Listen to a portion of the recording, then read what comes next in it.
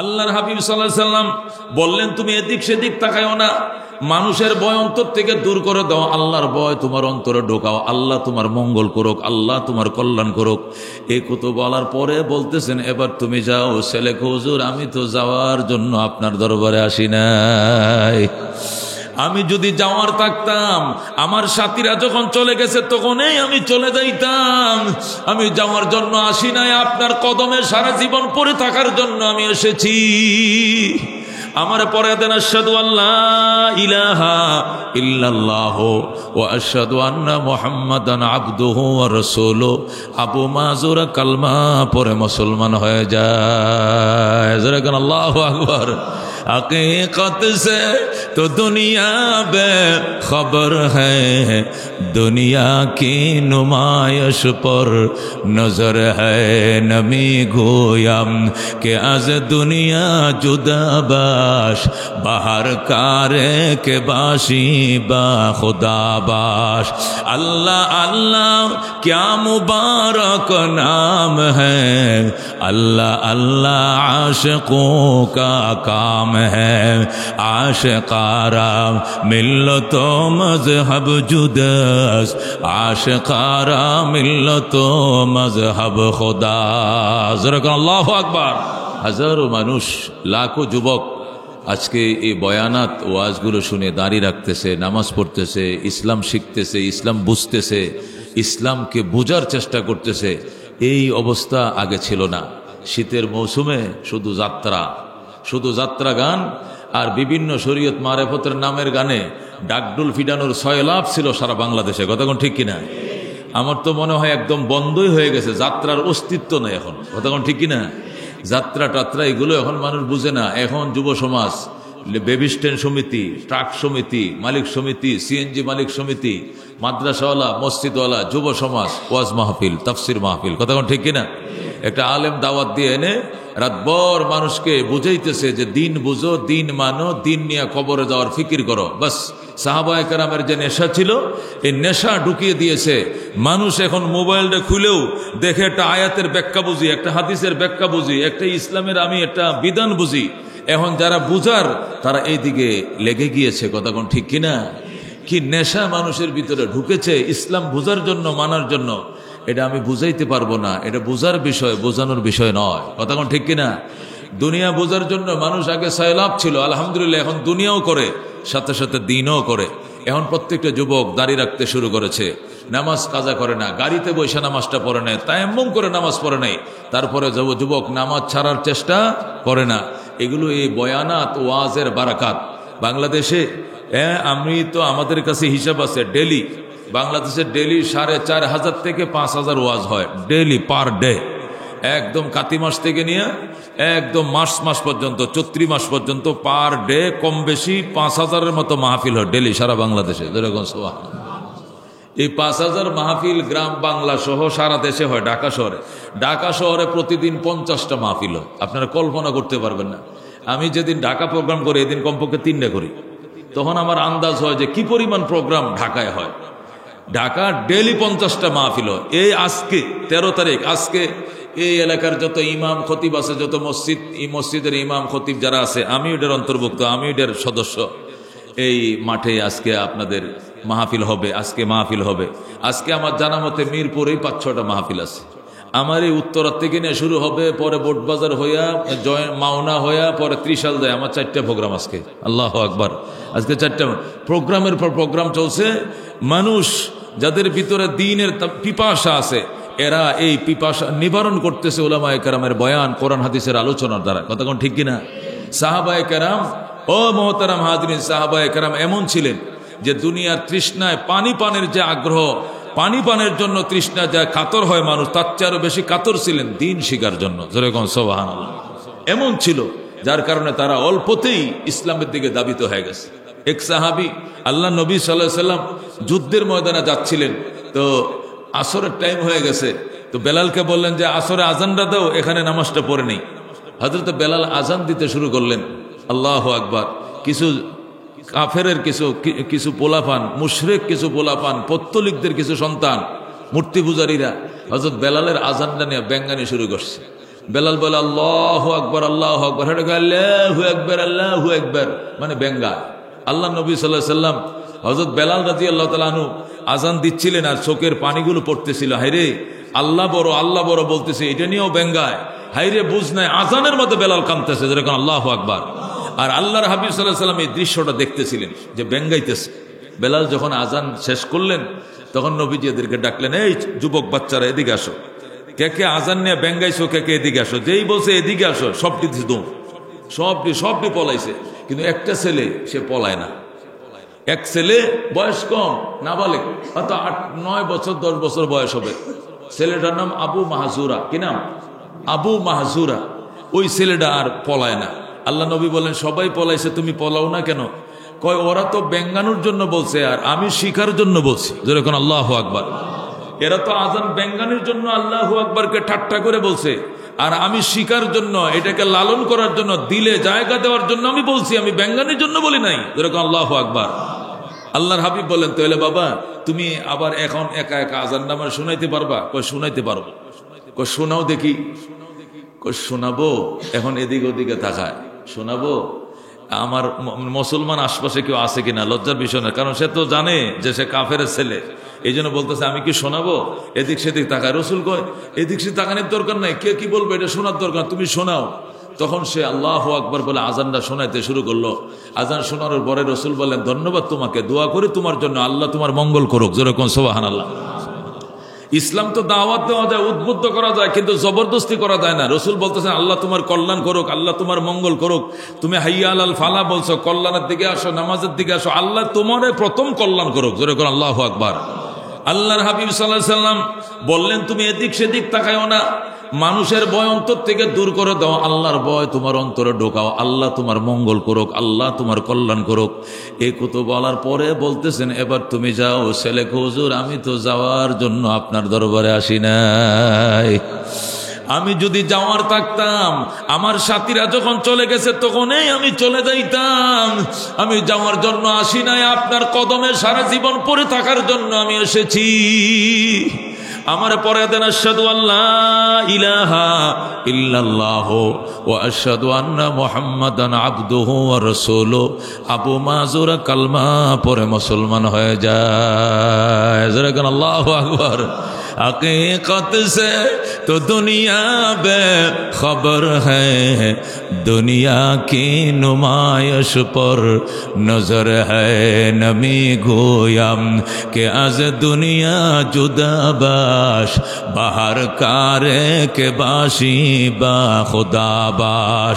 अल्लाह अल्लाह क्या मुबारक नाम है, अल्लाह अल्लाह आशिकों का काम है, आशिकारा मिल्लतो मजहब जुदस, आशिकारा मिल्लतो मजहब खुदा। ज़रा अल्लाहु अकबर। মুহাম্মাদুর রাসূলুল্লাহ সাল্লাল্লাহু আলাইহি সাল্লাম তারা কালমা পড়াইলেন আর বলেন, আল্লাহ তোমার মঙ্গল করুক, আল্লাহ তোমার জান্নাত দেখ। এই সাহাবী কচি বয়সে, কিশোর বয়সে, নাবালেগ বয়সে কালমা পড়ে মুসলমান হয়েছিলেন। ওই সাহাবীর নাম হযরতে আবু মাহজুরা। আল্লাহু আকবার। এই বয়সে আর কেউ কালমা পড়ে নাই, শেরে খোদা আলী ব্যতীত। আলী যেদিন কালমা পড়েন ওই সময় ওনার বয়স ছিল মাত্র 7 বছর। তিনি কিশোর বয়সে কালমা গ্রহণ করেছিলেন হযরতে আলী। আর আরেকজন ছিলেন আবু মাহজুরা। আর বাকি সবাই মুসলমান হয়েছে প্রাপ্ত বয়স্ক হওয়ার পরে। সুবহানাল্লাহ। এ দোস্ত, কি ছিল ইসলামের মায়া, কি ছিল ইসলামের মহব্বত। একজন কালো সাহাবী, তার নাম আসওয়াদ। কালো সাহাবী, তার নাম আসওয়াদ। যেহেতু কালো, মা নাম রাখছে কালা মিয়া। আমাকে তো সে রাখে না, কালা মিয়া, লাল মিয়া রাখে কিনা? ছেলেটাও যেহেতু কালো, মাও কালা মিয়া কয়ে নাম রাখছে। আরবিতে কালা মিয়ারে বলে আসওয়াদ। আসওয়াদ কয়ে নাম রাখছে আসওয়াদ। হযরতে আসওয়াদ এক বাপের এক সন্তান, কুচকুচে কালো, চুলের মতো কালো। মা বাবা তারে কালা মিয়া করে নাম রাখছে। নাম রাখার পর বাবার একমাত্র সন্তান, মা বাবা বয়স্ক হয়ে গেছে। এই জন্য সন্তান বাবা মার সংসারের হাল ধরছে। বাবা ছিল চাষি, কিসের? খেজুর চাষি। বাবা ছিল এই ছাগল বকরির চাষি। ছাগল বকরি তিনি প্রতিপালন করতেন। বাবার ছাগলের হাল ধরলেন তিনি। হাজার হাজার ছাগল বকরি নিয়ে মাঠে তিনি চড়াইতেছিলেন। হঠাৎ করে দল বেঁধে মদিনার মানুষ আল্লাহর হাবিবের দিকে রওনা করছে। সবাই ডাক দিয়া কো উনি কোথায় যায়, তোমরা কোথাও যাও। হাজার মানুষ যখন দল বেঁধে আল্লাহর হাবিবকে দেখার জন্য রওনা করছে, আসওয়াদ ডাক দেয়া কো আপনারা কই যান? তুই কই থাকস, তুই কি খবর রাখস না? রহমতুল্লিল আলামিন মক্কায় তার বাড়ি, মদিনায় তশরিফ আনছে। আমরা সবাই নবীজির দিদারের জন্য যাই, নবীর সাথে সাক্ষাতের জন্য যাই। যেরকম সুবহানাল্লাহ, নবীর সাথে সাক্ষাতের জন্য তো তোমরা সবাই রওনা করছে, নবীর সাক্ষাতের জন্য যায়। হযরত আসওয়াদ রওনা করছে, নবীর সাথে সাক্ষাৎ করতে যায়। আল্লাহর হাবিব সাল্লাল্লাহু আলাইহি সাল্লামের দরবারে যাবে, এই জন্য দরকার ছিল গোসল করে দেওয়া, জামা কাপড়গুলো চেঞ্জ করে দেওয়া। কিন্তু যেই বলছে নবী আইছে মদিনায়, এই কথাটা মনে পড়ার পর কিসের জামা, কিসের কাপড়, কিসের গোসল, কিসের পাক পবিত্রতা, যা ছিল ছাগল বকরির গন্ধ টন্ধ, প্রস্রাব টস্রাবের গন্ধ, পাক পবিত্রতা তো কাফেরের ভিতরে নাই। আল্লাহু আকবার। এরা শারীরিকভাবেও নাপাক, মানসিকভাবেও নাপাক, অপবিত্র। ঈমান না থাকার কারণেও নাপাক এবং শরীরও নাপাক। কারণ বেঈমানরা যদি নাকে পানি দিয়া কুলি করে গোসল না করে জীবনেও ফরজ গোসল আদায় হবে না। আর এরা তো এই ফরজ বিধান মানেও না, জানেও না, আদায় করে না, সারা জীবন অপবিত্র। কথা কোন ঠিক কিনা? দুস্থ হযরতে আসওয়াদ রাদিয়াল্লাহু তাআলা আনহু রওনা করছেন, নবীর কাছে যাবে, গোসলের সময় নাই, গোসল না করে রওনা করছে। আল্লাহর হাবিব সাল্লাল্লাহু আলাইহি সাল্লামের দরবারে যায় ডাক দেয়া কো রাসূল গো, ও আপনারা কারা গো? আমরা নবীর সাহাবী। আপনাদের নবী কোথায়? কয় মাঝখানে বসা। নবী মাঝখানে বসছে কেন? আমাদের নবী মাঝখানেও বসে, এক পাশেও বসে, উপরেও বসে, নিচেও বসে। আজকে আমাদের নবী মাঝখানে বসছে, আমরা চারপাশে গোল হয়ে বসে রয়েছি। আসওয়াদ কো আমি নবী দেখতে আইছিলাম, আমাকে নবীর কাছে বসে দেখতে দিবেননি? সবাই বলে আসো, কোনো বাধা নাই। নবীর কিনারে দেয়া বসছে, বসে নবীর দিকে চাইয়েই রইছে, কোনো কথা নাই, চোখের পাতি নড়ায় না, শুধু তাকাইয়ে রইছে। অনেকক্ষণ পর হাতটা বাড়া দিয়া কো নবী গো, আমার নাপাক হাতটা একটু ছুঁইবেননি, আমার কালমা পরে মুসলমান বানাইবেননি? যেরকম আল্লাহু আকবার।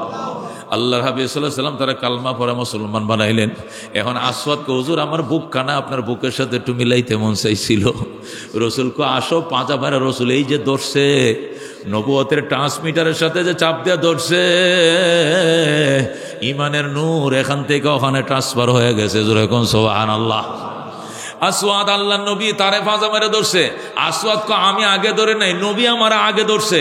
এখন আমি ডরে চাইতেছি বুকটা সরানোর জন্য, নবী তো ছাড়ে না, নবী আমার ধৈর্যই রাখছে। এরপরে আমি বলতে বাধ্য হয়েছি, নবী গো আমার শরীর নাপাক, আমার শরীরে ছাগল বকরির সেনা, প্রস্রাবের গন্ধ, দুর্গন্ধ, আমার ছেড়ে দেন। নবী ডাক দেখো আসওয়াদ, আঁকে হয়তো দুর্গন্ধ ছিল, কালমা পড়ার পরে তো শরীর মেশকের সুঘ্রাণে পরিণত হয়ে গেছে। হযরতে আসওয়াদ কালমা বললেন, মুসলমান হলেন।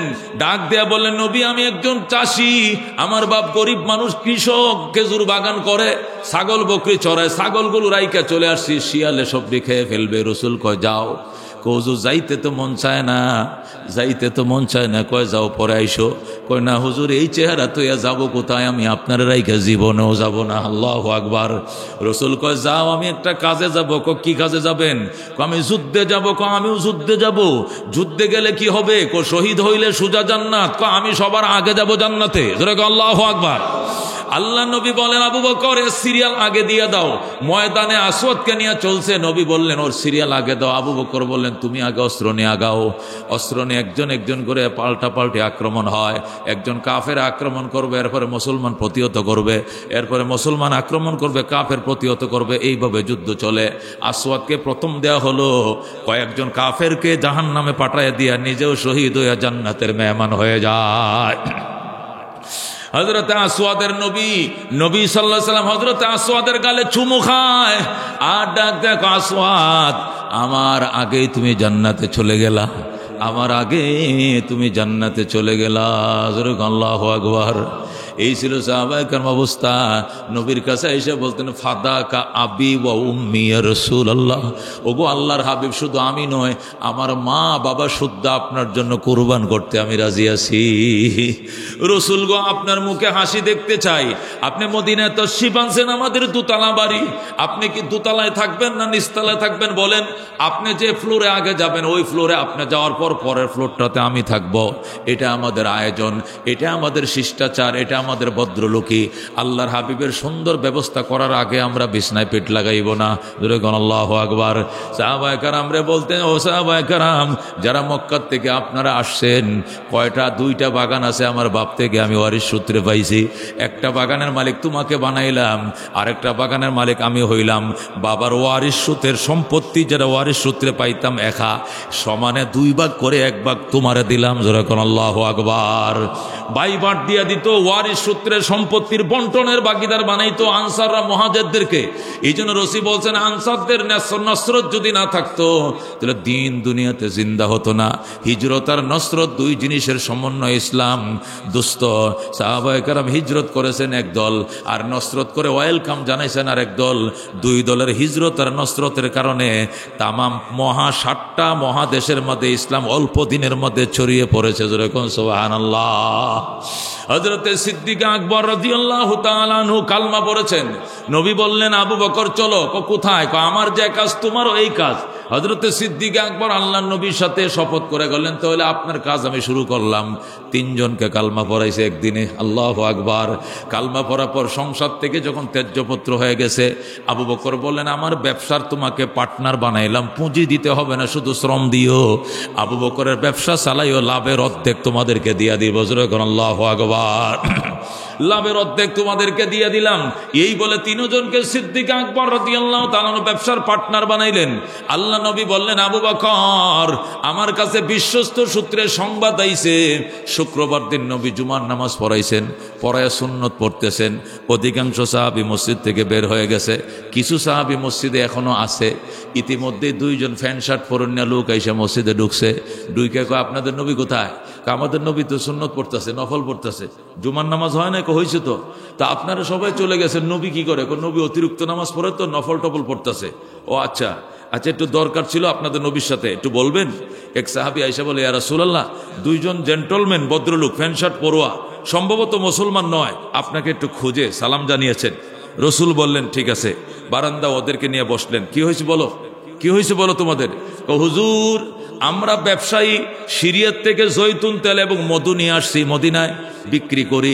এখান থেকে আবার খেজুর আর গম নিয়ে যাই, আবার সেখানে বিক্রি করি। একবার মধু আর জৈতুন তেল এনে বিক্রি করে লাভ করি, আবার খেজুর আর গম নিয়ে আবার আমগো বাজারে বিক্রি করে লাভ করি। 2 বার ব্যবসা করে, আইতে এক ব্যবসা, যাইতে এক ব্যবসা। কিন্তু আজকে এক আশ্চর্য ঘটনা দেখলাম। কি ঘটনা? তবুকের কিনার দিয়ে যখন আসতেছিলাম, দেখি তবুক প্রান্তের মাঝে 5000 সেনার বিরাট বড় সৈন্যবহর।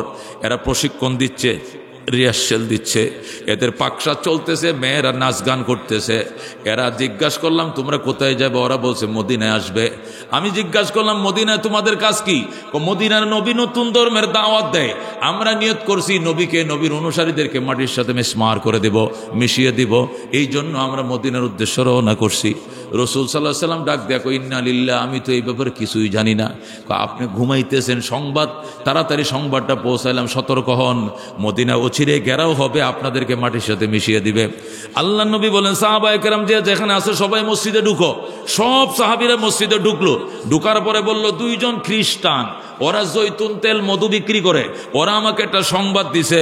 হযরত আবু বকর বলেন, হুজুর, আল্লাহ কোরআনের মধ্যে বলছে যদি কোনো কাফের সংবাদ দেয় তখন যাচাই করতে বলছেন, কারণ কাফের সংবাদ বুয়াও হইতে পারে, গুজবও হইতে পারে, সব সংবাদ সত্য নয়, গুজবও তো থাকতে পারে, এই জন্য জাস্টিফাই করেন। রসুল বলেন, জাস্টিফাই কেমনে করব? তবুক তো মদিনার থেকে 20 দিনের পথ। আলী কয়, 20 দিনের পথ পার হইতে আমি একাই রাজি আছি। যেরকম আল্লাহু আকবার। তুমি যাইতে রাজি আসো না? আলী কয়, আমি রাজি আছি। আল্লাহর হাবিব সাল্লাল্লাহু আলাইহি সাল্লাম বলেন, তাহলে ঘোড়া লও, লইয়া তুমি দেখে আসো আসলে তবুক প্রান্তে তারা আসছে কিনা। হযরত আলী বললেন, একটা শর্ত আছে। কয়, কি শর্ত? বিদায় বেলা আমার মাথায় হাত বোলা দিতে হবে, পিঠে হাত বোলা দিতে হবে, আপনার লাঠি মোবারকটা আমাকে দিয়া দিতে হবে। যেরকম আল্লাহু আকবার। আলী বলেন, ঠিক আছে, আমার লাঠি দিলাম। নবী বললেন, আমার লাঠি দিলাম, বিদায় দিলাম, দোয়া দিলাম। আলীর মাথায় হাত বোলায় দোয়া করে দিলেন নবী, পিঠে হাত বোলায় দিলেন, আর লাঠি দিয়ে দিলেন, যাও নবীর হাতি লাঠি তোমারে দিয়ে দিলাম। শেরে খোদা আলী বললেন, সফরের মধ্যে একজন সঙ্গী থাকা সুন্নত, এই জন্য আমার গোলাম লয়ে গেলাম সাথে, নতুবা গোলাম আমি নিতাম না, একাই যাইতাম। শেরে খোদা আলী রওনা করছে। আল্লাহ নবী ডাক দেখো, ভয় লাগেনি তোমার? আলী আল্লাহ সারা দুনিয়ার কাউকে ভয় করে না। আল্লাহর হাবিবকে জলদি যাও। 20 দিনের পথ, আলী 7 দিনে পৌঁছে গেলেন। যেরকম আল্লাহু আকবার। দৌড়ের গোড়া দিয়ে অস্বাভাবিক দৌড়ায় গেলেন। সেখানে যায় পৌঁছাইলেন, দেখলেন তবুক পাহাড়ের ঢালের মধ্যে 5000 সৈন্য সমাবেশ। কেউ ঘুমায়, কেউ নাচ গান করে, আল্লাহু আকবার, কেউ বা রান্না বান্না নিয়ে ব্যস্ত, নানান নৃত্যর মধ্যে তারা লিপ্ত। আল্লাহ নবী ওই কাছেই নেমে নবীজির লাঠি দিয়ে একটা দাগ দিলেন, দাগ দিয়া ঘোড়া এবং গোলামকে দাগের ভিতরে রাখলেন। আলী বললেন, তুমি ভয় পাওনি? কয়, ভয় তো লাগবেই। আমি যে দাগ দিলাম, এই দাগের ভিতরে আজরাইল ছাড়া আর কেউ ঢুকতে পারবে না। এই টাইমের ভিতরে যদি তোমার মরণ হয় তাহলে আজরাইল ঢুকবে, এছাড়া আর কেউ এই দাগের ভিতরে ঢুকতে পারবে না। তুমি নির্বিঘ্নে এখানে বসে থাকা। গোলাম গোড়া নিয়া গোলাম বসে রয়েছে। এবার আল্লাহর হাবিব সাল্লাল্লাহু আলাইহি ওয়াসাল্লামের কলিজার টুকরা সাহাবী, ইয়ং 22 বছরের যুবক, তখন তার বয়স 22। এই 22 বছরের যুবক শেরে খোদা আলী তীর এবং দনক নিয়ে সেনা সৈন্য বহরে ঢুকে বললেন, যায় বললেন, মান আনতুম, তোমরা কারা? ওরা বলল, নাহানু আলুর রুম, আমরা রোমাঞ্চ সেনা। আইনা তুরিদুন, কই যাইবা? কো মদিনায়। কেন যাইবা মদিনায়? কো মদিনায় নতুন নবী এসে নতুন ধর্মের দাওয়াত দেয়। আমাদের বাদশা আমাদের 40,000 সৈন্য পাঠাইছে, 5,000 এখানে আইসে গেছি, 35,000 পিছনে আছে, তারা আসতেছে। আমরা একসাথে মদিনা ঘেরাও করব, মদিনার নবী এবং তার অনুসারীদেরকে মাটির সাথে মিশিয়ে দেব। জোরে কোন নাউজুবিল্লাহ।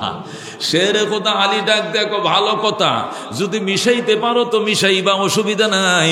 কিন্তু তোমাদের কাছে আমার জানার বিষয় হইল, তোমরা এর আগে আরো মদিনায় গেছো কিনা? কয়, আমরা তো আর যাই নাই। মদিনার পথ এত আঁকা বাঁকা, দুশ্মন এখানে ঢুকতে জানে কিন্তু বের হওয়ার রাস্তা খুঁজে পায় না। আশা তো করি একজনও ফেরত আসবা না, সব মাটির সাথে মিশে দিবে মদিনার নবী সাহাবীরা। বলেন আল্লাহু আকবার।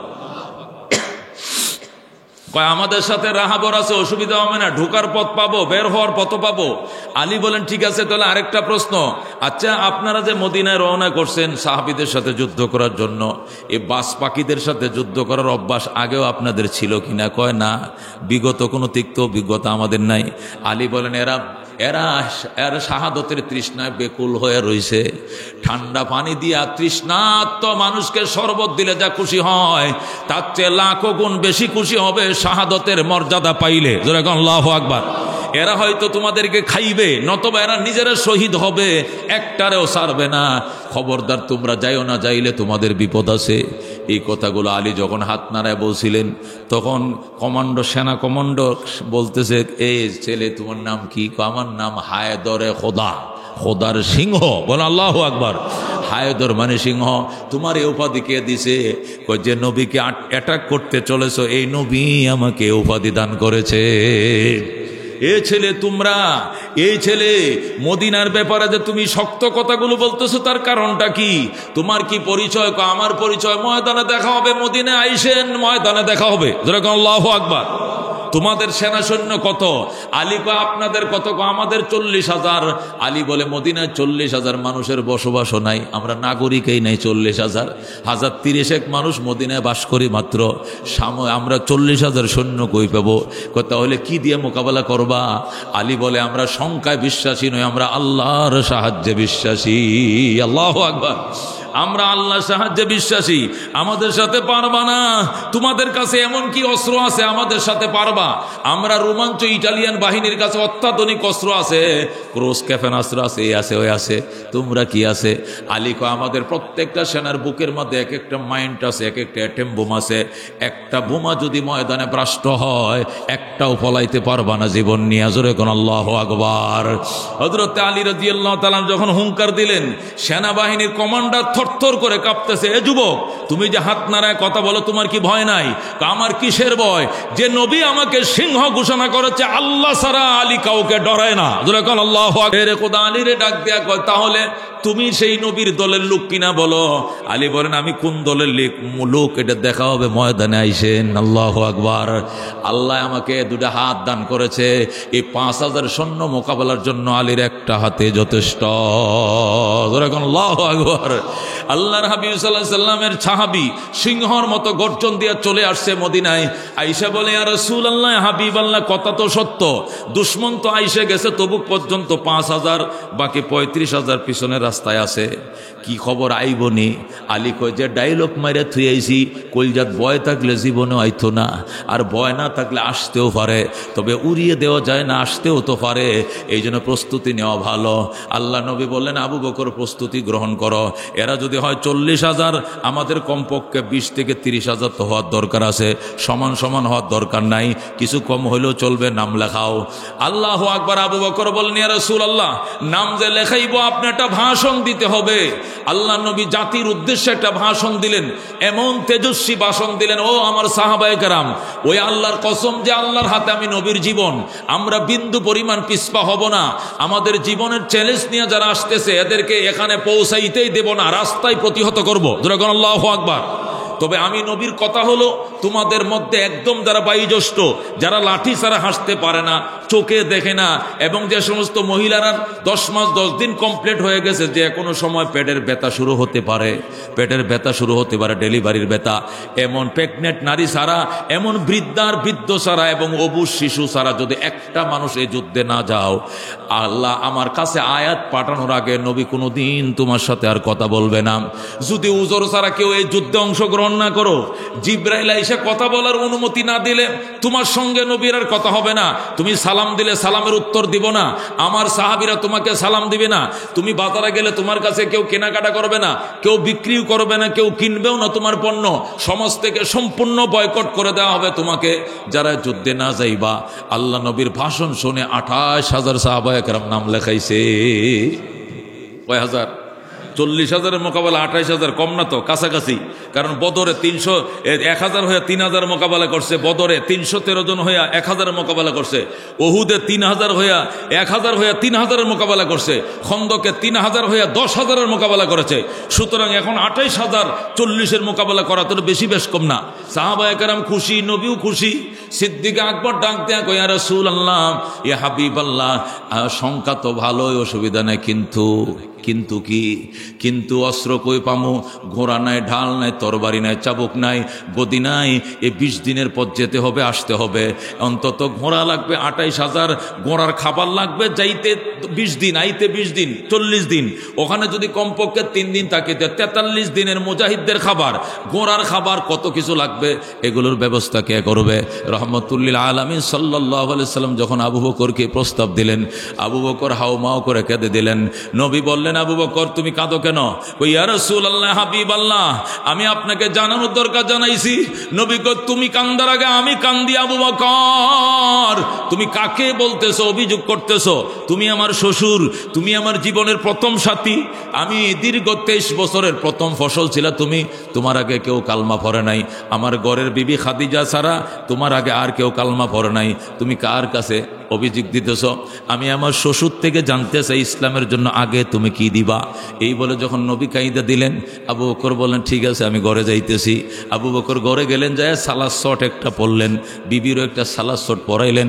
পরায় ঘরের সমুদয় সয় সম্পদ যা আছে, শিল, পাটা, বদনা, খাতা, বালি সহ সব গাঁটুরে বাইদা নবীর দরবারে হাজির করলেন। যেরকম আল্লাহু আকবার। আল্লাহর হাবিব সাল্লাল্লাহু আলাইহি সাল্লামের দরবারে সব হাজির করলেন। আল্লাহ নবী বললেন, বাজান কি আনছেন? আপনি কি আনছেন? রহমাতুল্লিল আলামিন সাল্লাল্লাহু আলাইহি ওয়াসাল্লাম বললেন, আপনি কি আনছেন? আবু বকর বলেন, হুজুর একটা সুতাও রেখে আসি নাই, যা ছিল আমার ঘরে সব আপনার জন্য নিয়ে আইছি। আল্লাহু আকবার। ওমর কাঁদতেছে, বাজান তুমি কান্দো কেন? জীবনেও আবু বকরের সাথে পারি নাই। আজকে আমি প্রতিজ্ঞা করছিলাম যেভাবেই হোক আবু বকরকে ওভারটেক করব। কি নিয়ত করছিলা? আমার জীবনে স্থাবর অস্থাবর সম্পত্তির অর্ধেক সমানে দিয়ে দিব, তবু আবু বকরকে আমি ডিঙ্গাইব। কিন্তু আইসা দেখে আবু বকর ফুল দিয়ে দিছে, এই জন্য আজকেও আমি আবু বকরের সাথে পারলাম না। নবী ডাক দেয়া, ওমর তুমি একা নও, তামাম দুনিয়ার সমস্ত সাহাবী, দুনিয়ার সমস্ত ইমানদার যদি একসাথে আমল নামা রাখো আর আবু বকরের আমল নামা এক পাল্লায় রাখো, আবু বকরের আমলের ওজন আল্লাহর কাছে ভারী হবে। আমার আবু বকরের সাথে পারবা না। আবু বকর জান্নাতে যাওয়ার আগে কেউ জান্নাতে যাইতে পারবে না।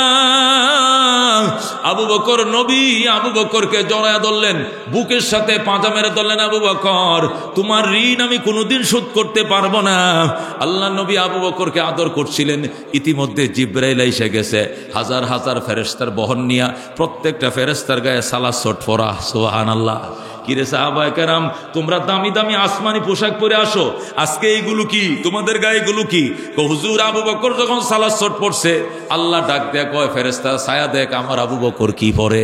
আবু বকর মক্কার শ্রেষ্ঠ ধনী ছিল, শিল্পপতি ছিল, আজকে ইসলামের জন্য সালাত শট পরে। আবু বকরের পোশাকটা আমার বড় পছন্দ হয়েছে, তোরাও এই পোশাক পর। তখন আকাশের সমস্ত ফেরেশতারা এই পোশাক পরেছি। আল্লাহ ডাক দেয়া কয় তাহলে এই পোশাক পইরাই আমার আবু বকরের কাছে যা, আমার নবীর সামনে আবু বকর বসা, আমার আবু বকরকে আমার পক্ষ থেকে স্পেশাল সালাম পৌঁছে দে। জোরে কোন আল্লাহু আকবার। এরপরে আমরা আইসি আবু বকরকে সালাম জানানোর জন্য। ইয়া রাসূলুল্লাহ, ইয়া হাবিবাল্লাহ, আবু বকর আগে আপনার কোন সাহাবী জান্নাতে যাইতে পারবে না, আপনার কোন উম্মত জান্নাতে যাইতে পারবে না। আল্লাহ নবী বলছিলেন আবু বকর আজকে সাহাবায়ে কেরাম সবাই বসো, আজকে জানাজায় গেছিলে কে? আবু বকর বলে আমি। আজকে এতিমকে খাওয়াইছো কে? আবু বকর বলে আমি। আজকে অসুস্থকে দেখতে গিয়েছিলে কে? আবু বকর বলে আমি। আজকে নফল রোজা রাখছো কে? আবু বকর বলে আমি। নবী বলেন এই চারটা কাজ আজকে যে করছে সে জান্নাতি। জোরে কোন আল্লাহু আকবার। আমার বেলালকে জিব্বায় ফেরাক ঢুকিয়েছে, আজাদ করে দাও, তুমি জান্নাতি। সাথে সাথে আবু বকর উমাইয়ার থেকে 2টা গোলাম দেয়া হযরতে বেলালকে আবু বকর কিনলেন, কিনে নবীর দরবারে এনে আজাদ করে দিলেন।